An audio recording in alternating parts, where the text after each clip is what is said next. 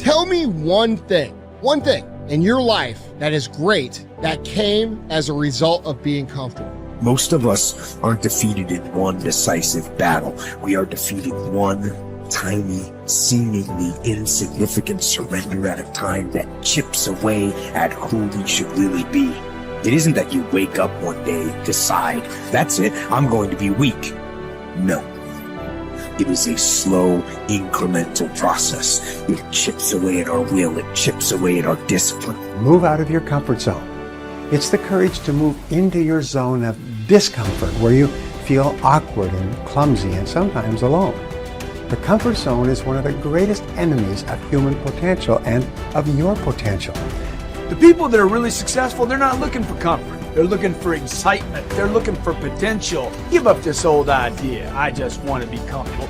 Quit lying to yourself.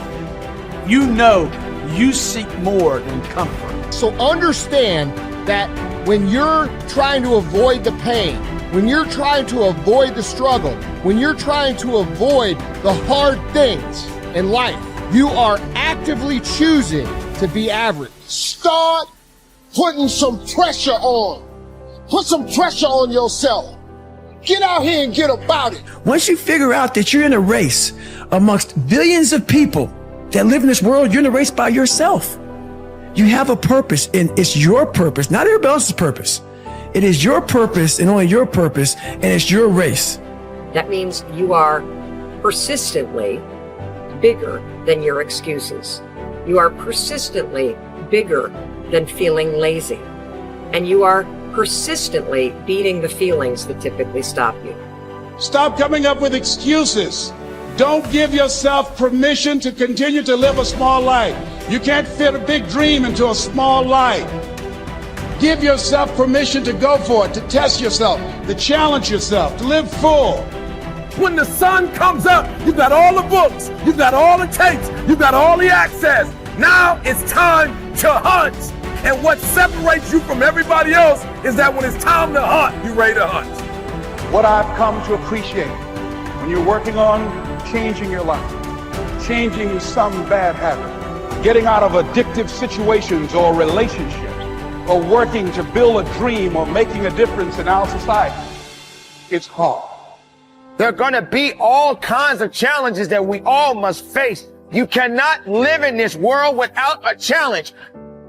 You cannot live in this world without a struggle.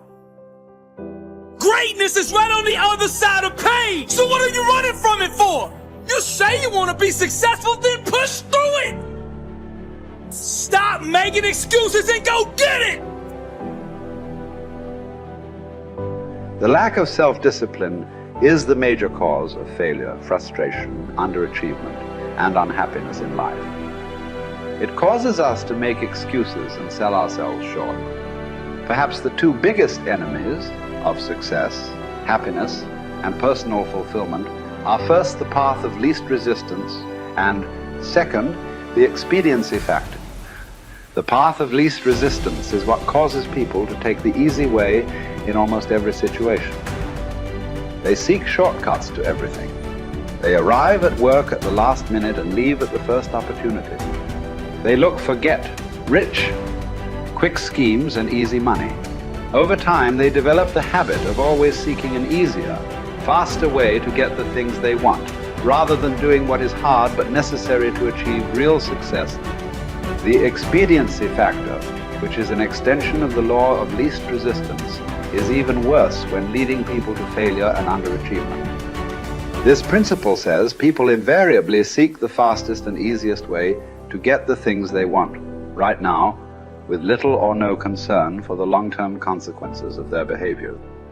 In other words, most people do what is expedient, what is fun and easy, rather than what is necessary for success.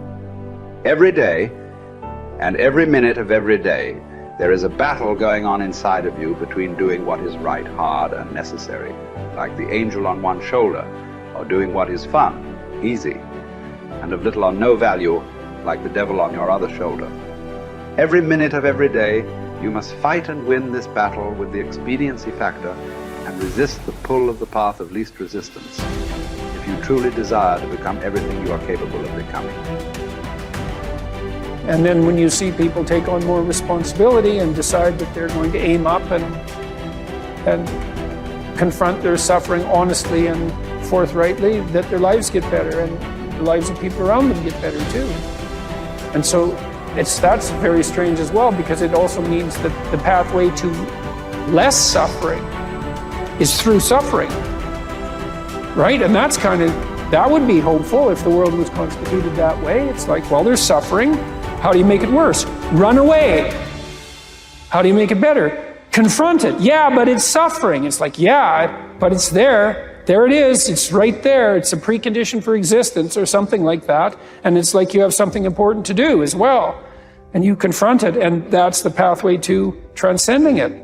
We need to figure out, like, now, today, what is, the best way to live your life? What is the, there's got to be ways you can be putting forward the most positive energy. I mean, we know objectively what's causing pollution. We know objectively what's causing birth defects, and we're taking in too much chemicals and not enough vitamins. We know objectively all this stuff.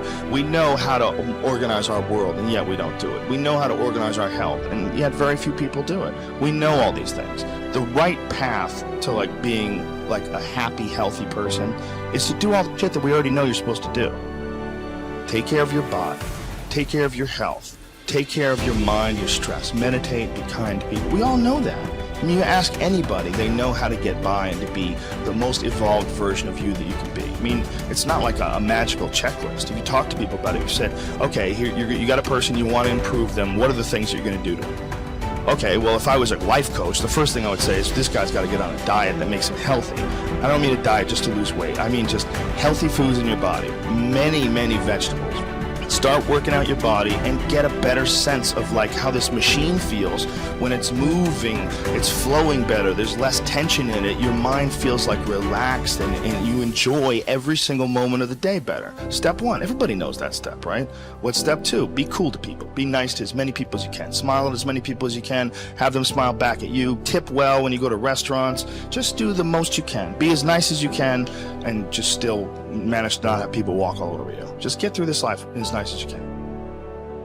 The average human is capable of unbelievable improvement. That's the thing that's my superpower. I don't think I'm special. I just realized in looking at the science that humans actually are capable of this incredible amount of change. It is the strategy that our species took to be able to pass knowledge on through culture rather than having to have everything be instincts. And in having that layer where we can drink in the culture and read books and learn from other people, and even now we're all learning from things that people thought thousands of years ago and wrote down. It's insane. It travels through to you, and all of that wisdom stored in culture, so that as your parents are teaching you things, they're actually encapsulating a ton of the wisdom that is endured, whether it's endured from religion or books or whatever. You're bathed in a culture that is giving you all of this incredible information. And so recognizing how powerful and potent that is incredibly meaningful. But you have to understand that you have to allow yourself to believe that you can learn from that culture in the same way that everybody else can. And that's what you're designed to do. Now, for me, that completely gave me the confidence, and I put confidence in air quotes because it's not like I believe something specific about myself. I just believed that the human animal is capable of this extraordinary change. And so now I just needed to point myself in that direction. Now, this is the key. Once I realized that I could get better at anything, it dawned on me that how I spend my time is a spiritual consideration. And I didn't want to die with potential that I failed to turn into skill set.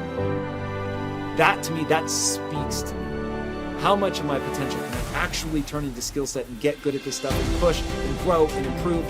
That to me is just this incredibly intoxicating thing. So for me, the discipline, the confidence, all of that comes from recognizing the human animal.